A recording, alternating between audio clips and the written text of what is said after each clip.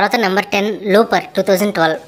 Time travel థీమ్లో వచ్చిన Hollywood action మూవీస్లో లోపర్ cinema కూడా ఒకటి. రైన్ జాన్సన్ డైరెక్ట్ చేసిన ఈ మూవీ టైం ట్రావెల్ థీమ్ని కొత్త కోణంలో చూపిస్తుంది.